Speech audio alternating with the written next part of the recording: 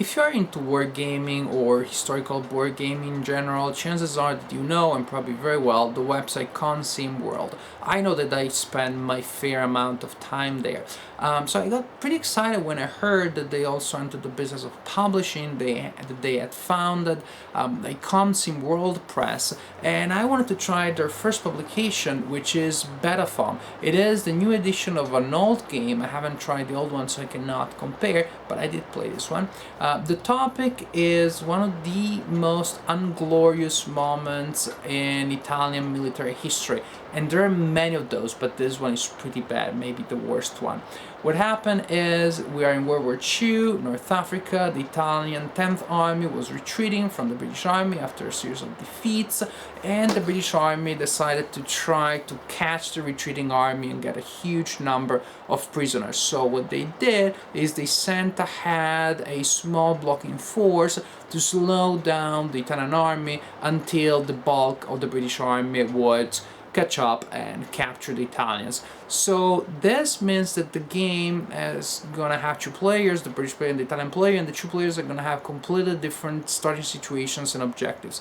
The British player is going to have a small number of pretty strong and very well motivated units, and the Italian player is going to have a huge number of weak, exhausted, demoralized units, and the objectives is not going to be to destroy the units of the enemies. That's really not the point, but for the Italians, it's going to pull their way out of the map to go through the defenses of the British player, and the British player will have to maximize the effectiveness of such a small number of units. They'll have to move around and just to try to block this huge flood of Italians advancing. There are gonna be a lot of challenges coming from this. Well, let's see how this works.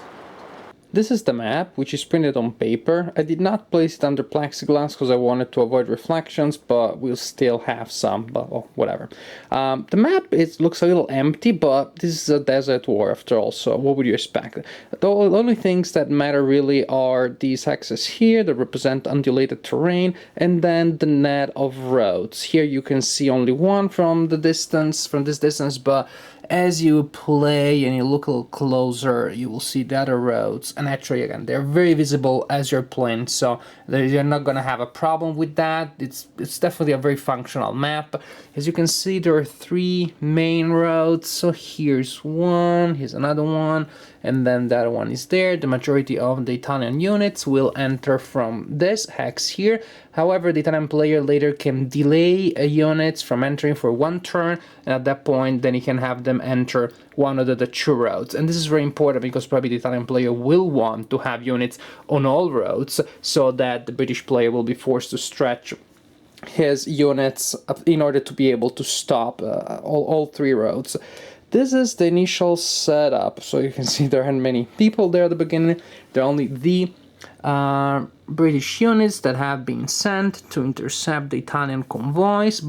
So turn one, the Italians will enter from there, and they have move restrictions that force them to enter from there in turn one and to run down the road as fast as possible. That simulates the fact that they're completely unaware of the ambush that is gonna happen. And then after they move, the British player will move these units and probably try to intercept the Italians as soon as possible, maybe run through here or go through this road and try to intercept them there. So more or less around here that will be the first contact. And then in the following turns, the Italians will start bringing in more and more people, and the British player will have to wait a little bit longer for reinforcements. As you can see, in fact, the vast majority of the setup time will be taken by setting up the Italian reinforcements on the turn track. There are just so many. There's a huge flood of Italian units that will be pouring in the game, and the British player, on the other hand, really does not have many. And this disproportion in the number of units will have a huge effect on the game. It is actually what really gives the game its flavor. Victory is based on one simple factor, which is the number of units that the Italian player manages to exit through the southern edge of the map, which is this one. 0 Italian units exit the map through this edge, then it is a major British victory. 1 to 5, it is a minor British victory. 6 to 10, it is a minor Italian victory. And 11 plus, it is a major Italian victory.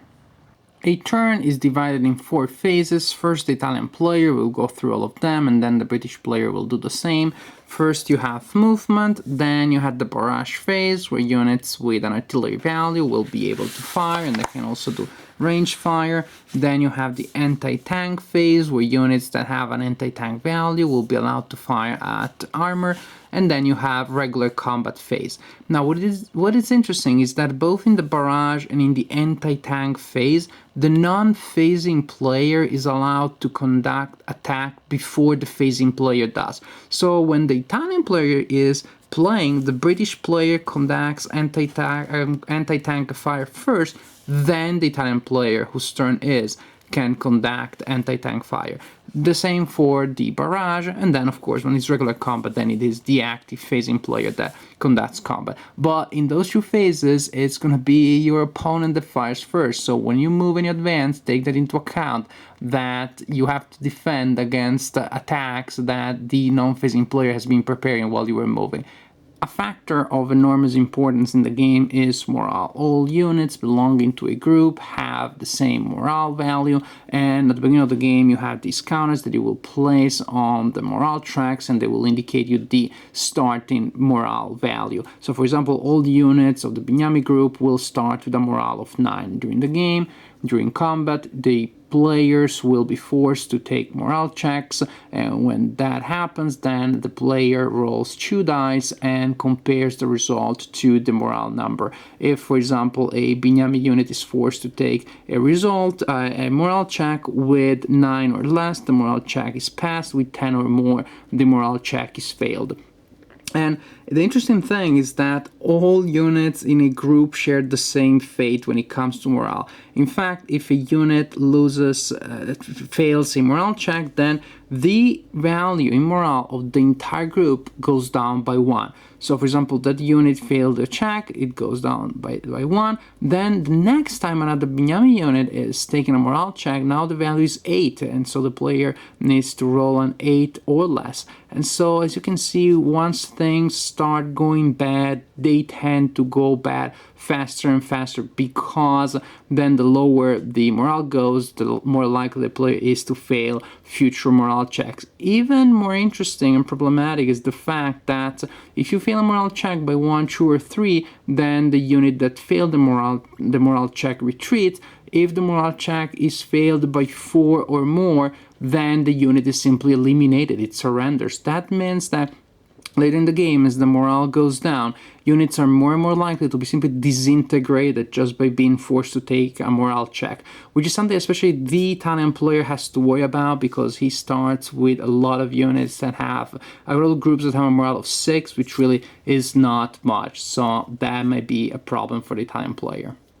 While combat, of course, is at the core of the game, because this is, after all, a war game, there are also other factors that help give in this game a very strong and individual personality. These factors are zonal control, movement restrictions, and stacking limits.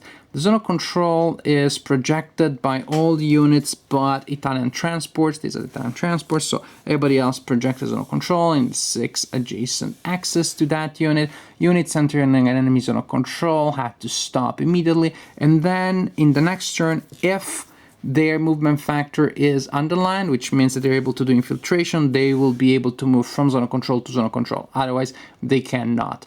This is the general idea, but in this game, actually, the zone of control has several sub-rules that make things more complex than in most games using zones of control.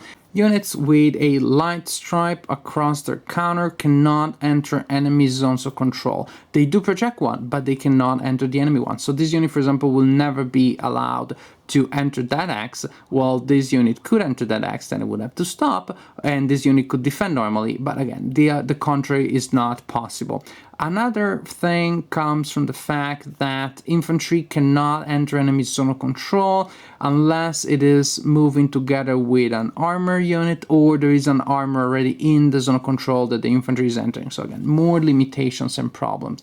You add this to the fact that several units, the Italian units, the ones with a movement factor within a white circle, cannot move off-road. So as you can see, then things are becoming problematic. You cannot enter zone control. You have to go just back and forth. One other trouble that makes things challenging, especially for the Italian player, is the stacking limit in this game apply at all times.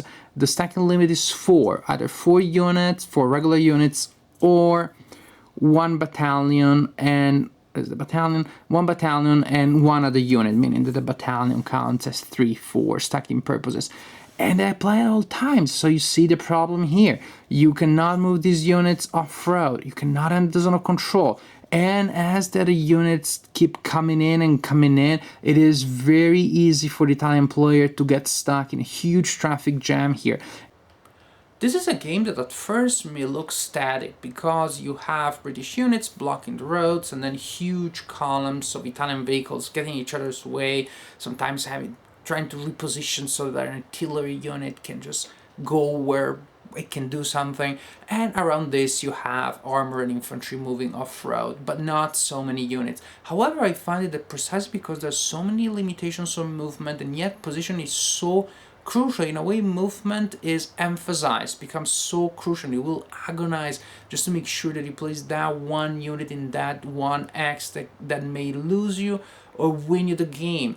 If for whatever reason the British player leaves one road unguarded for one turn, it may lose the game in one turn because it may be that the Italian column manages to just run out of the map using that one road. It is really crucial. It is not static. I find it is, let's call it, it has minimalistic movement.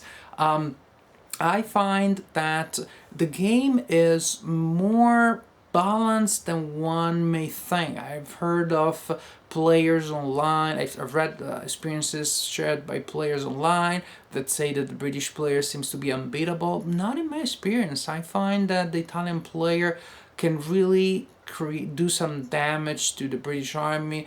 Of course, only in the second part of the game. In the first part of the game, the Italian player is just going to be mowed down systematically. But if the Italian player manages to put together enough survivors, then the flow of reinforcements is going to be so strong that sooner or later the Italian player really has a chance of putting together a force strong enough to give a hard time to the British player.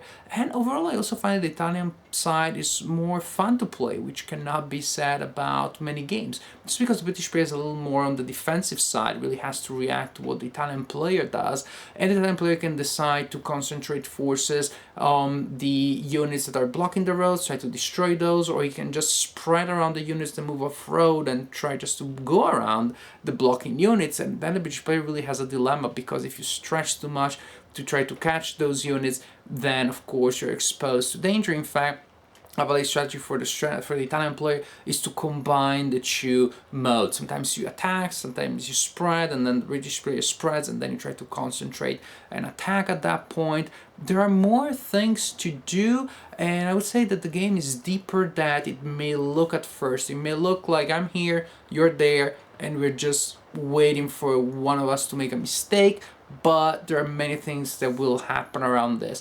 I find it an extremely enjoyable game and extremely happy I played it. I'm really curious to see what the next releases of Consim Press are.